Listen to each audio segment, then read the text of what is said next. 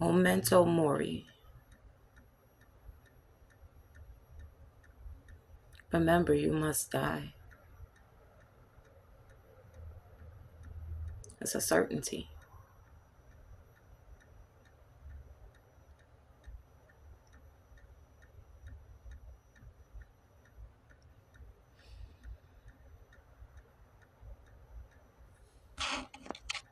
People tend to think that when you die, it is a immediate and sometimes sudden thing, but that is very much an illusion, right? Every day that you live your life, that time goes somewhere, that spirit goes in there, your life force goes somewhere every day. When you get here, you have a certain amount of life force. Every second, every moment is leaving. Let's put it that way. It is leaving this dimension. It is leaving this body, these bodies as an individual, all of your bodies, right? And then when you run out and you don't have any more time and you don't have any more life force, you expire. People tend to think of this as an immediate transition, and it very much isn't. Most people who ultimately ends up passing on have been gone mostly for a while. You know, that energy goes into your astral body, your ancestral body. Think of it like that. You got an empty bottle and you have a full one. And as you go about your life and you go about your day, you're pouring into this other bottle. And so it's a transference, it's a transition. It is not a death. Energy cannot be destroyed. That's not how it works, right? We know this. Why are we discussing this? I don't rightly know. Mm, mm.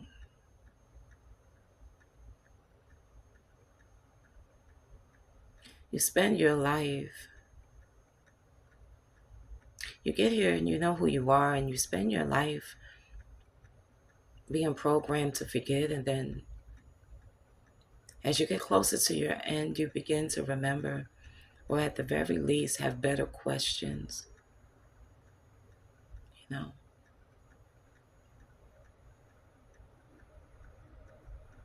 I'm going to say two things about the Kemetic belief teaching of the heart weighing ceremony. It's two things. It's a daily bread for some, where before you close your eyes and go to rest, you weigh your heart. You know, it must be lighter than a feather. Where lessons of forgiveness and acceptance are the keys to help you achieve that. In my understanding, there is also the weighing of the heart at the end of a lifespan. This does not happen after transitioning, I've discovered. And let's keep in mind that time is an illusion, right? We think of it as a very linear thing where it's really quite spherical and swirly, right? Yeah, yeah. And so this weighing of the heart will ultimately determine what happens next for you, whether you are finished incarnating and reincarnating, or reincarnating. You're finished, you're done, or not so much. There is a period between mm, death and reincarnation, where you kind of debrief. You understand, they say before you pass on, your life flashes before your eyes. That movie doesn't end in your ability to forgive, accept, and love will speed the process to ready you for whatever comes next for you. You spend your life, you come here, you know who you are. You spend your life forgetting, and the blessed ones know who they are when they're gone. After death, which is the true opposite of life, afterlife is where you forget again or come to a bigger, deeper understanding. The letting go of who you once were. I think I work with ancestors quite differently from others. They most certainly are my suit of armor that I wear, you know, and I experience this life with them. But I understand that they have to stop being who I knew. So it's a closeness. It's a closeness. It's a keeping in a way. The love is yours, the experiences are yours, the lessons are yours, you know. But it's so much of a letting go so that they can become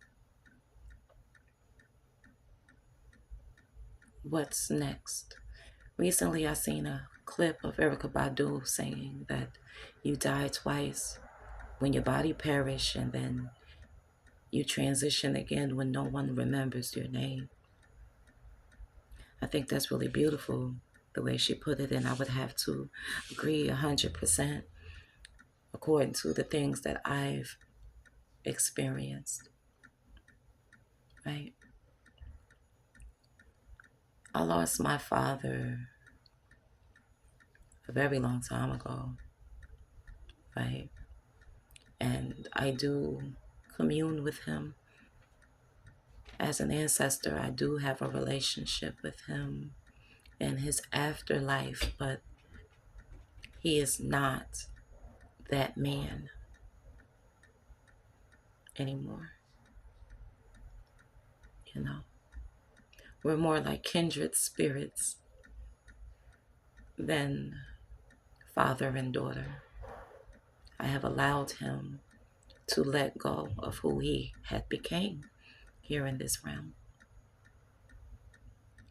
I'm going to put in the contrast of I recently lost my mother, right?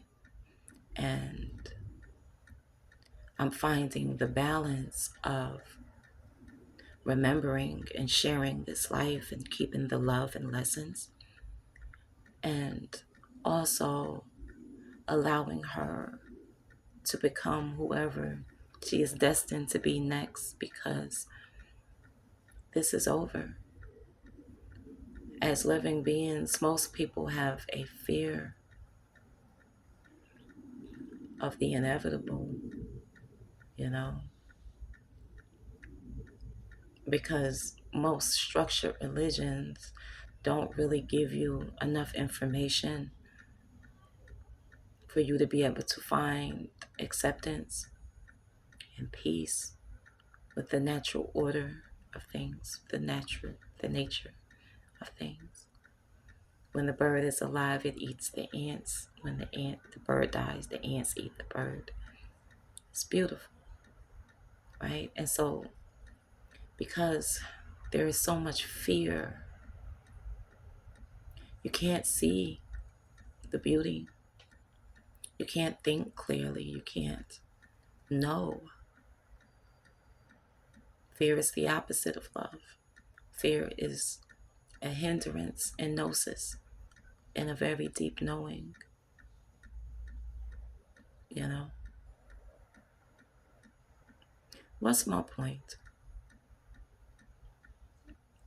Momento Mori.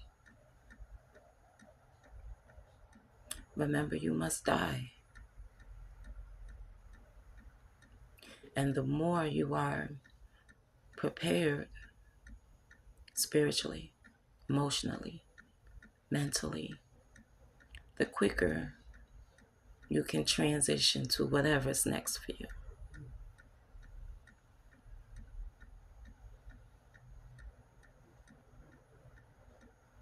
Yeah. This is my third attempt at making this video. I don't usually do that. I turn the camera on, it's one shot and done.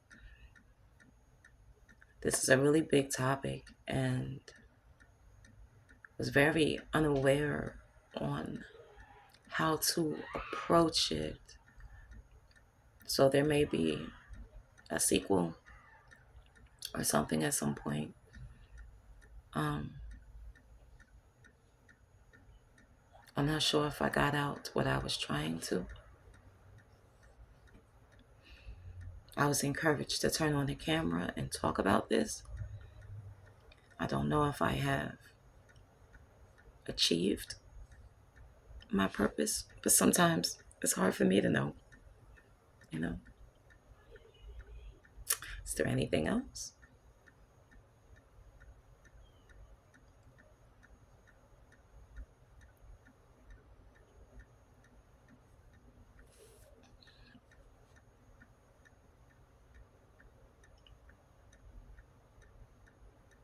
The God within me